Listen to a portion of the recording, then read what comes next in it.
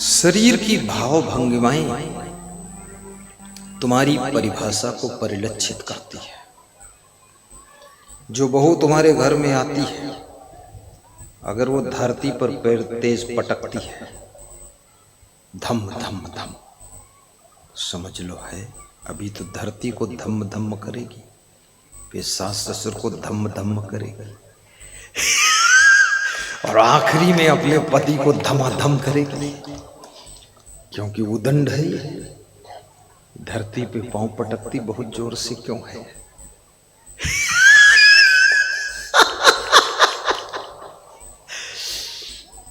लोग सोचते होंगे ये गुरु बड़ा खतरनाक है, कैसे चलो इसके सामने जो ये पकड़ न पाए। तुम चाहे जैसे चलो पकड़ तो लेंगे। मनुष्य की चाल से भी उसके मन की पहचान होती है, वाणी से उसके अंदर को परखा जाता है, स्वभाव से भी परीक्षा होती है, प्रेम की भी पहचान होती है। जिसको तुमसे प्रेम होगा, याद रखना, जिसको तुमसे प्रेम होगा तुम्हारा ख्याल करेगा, तुम्हारा ध्यान रखेगा, तुमको याद करेगा, तुम्हारी चिंता करेगा। प्रेम विहीन अंतःकरण किसी की चिंता और फिक्र नहीं करता है, और प्रेम जिसके प्रति जितनी मात्रा में अधिक होता है उसकी उतनी अधिक तुम फिक्र करते हो, चिंता करते हो। प्रेम ज्यों-ज्यों कम होता जाता है, चिंता उसकी कम करने लग जाते हो। प्रेम एक दिन खत्म हो जाता है तो उसकी फिक्र भी तुम्हारे दिल में खत्म हो जाती है। खत्म। बोली सदगुरु भगवान की जय।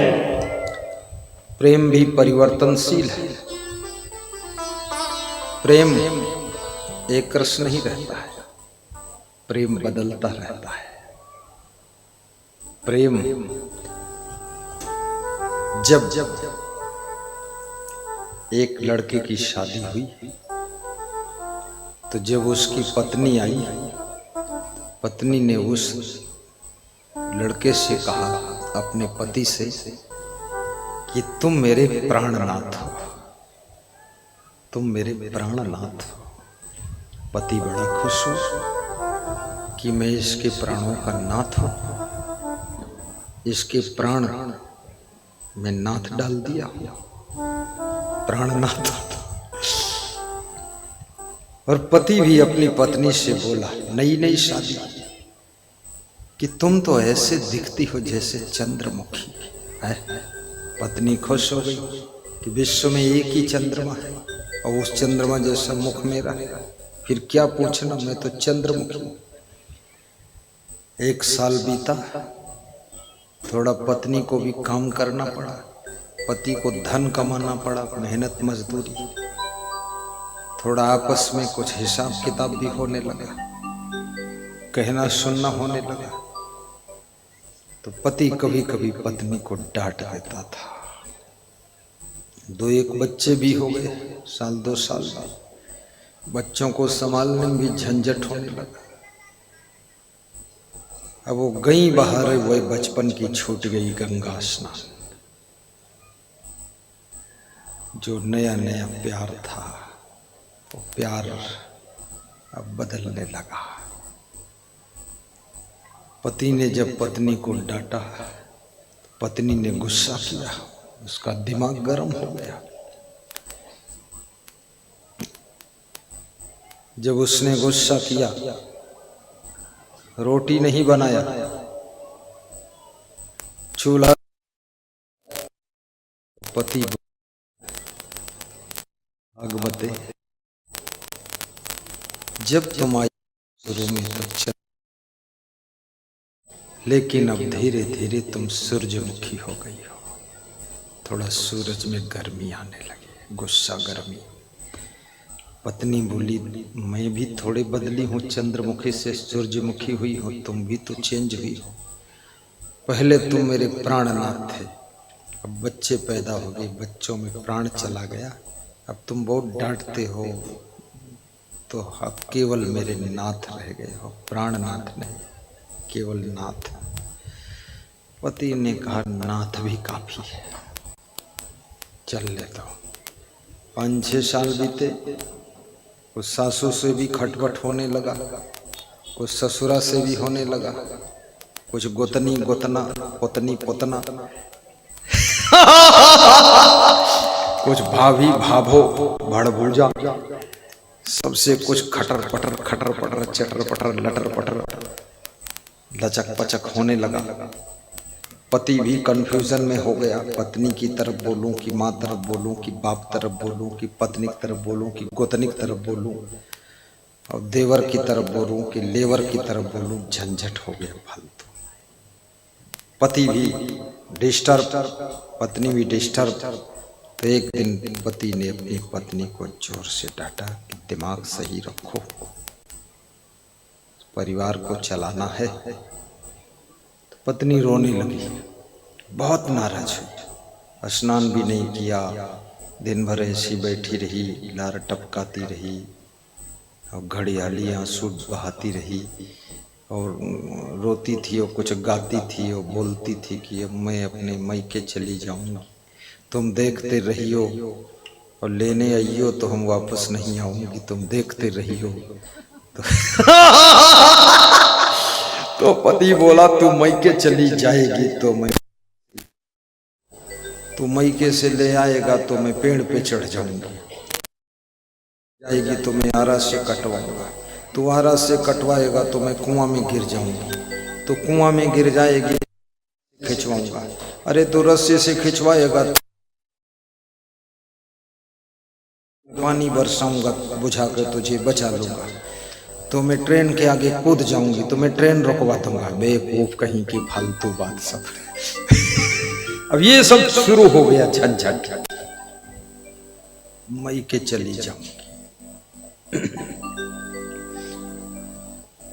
पुलिस जवानों को लाकर यहाँ बिठाइए, आइए जवान आओ बैठो, बैठो थोड़ा आनंद ले लो आप भी, आप तो मेरी सेवा में, आइए आइए बस।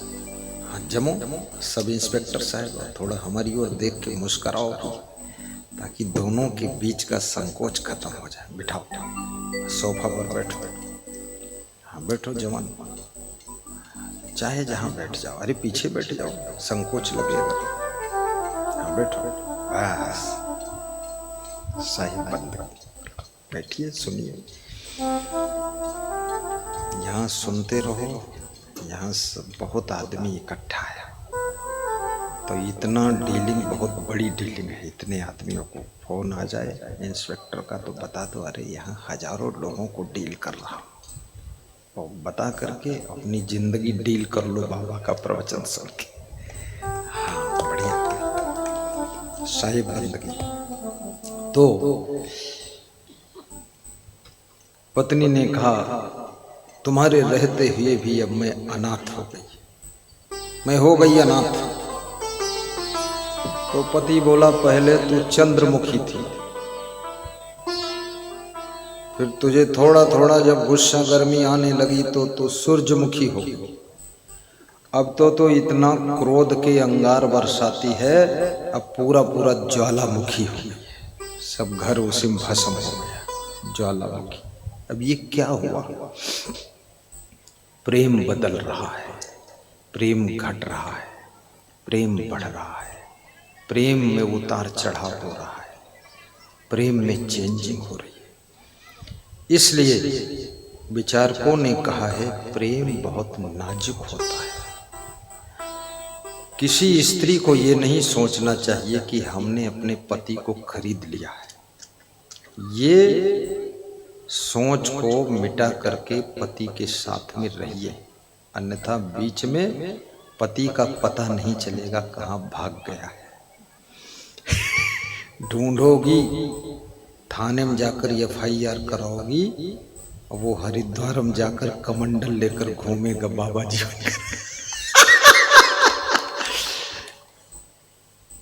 जितने बाबा जी बने हैं इसमें आधे से ज्यादा तो पत्नियों के दुख से दुखी होकर बाबा बने हैं।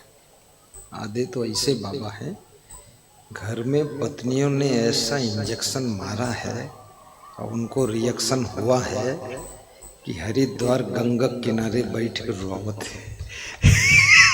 बाबा ही सब निकल गए।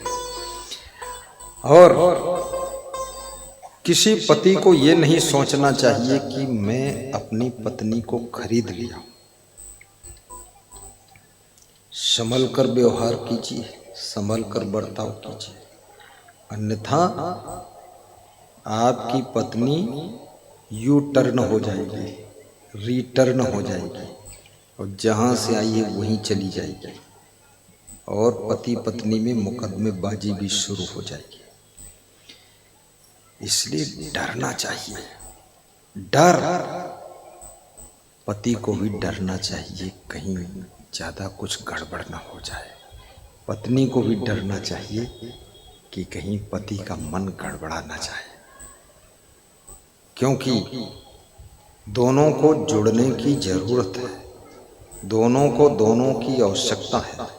दोनों का जीवन एक साथ जुड़ने से गृहस्थ आश्रम का निर्माण होता है और दोनों के एक संग में रहने से सृष्टि की भी रचना होती है और वंश चलता है और संसार चलता है।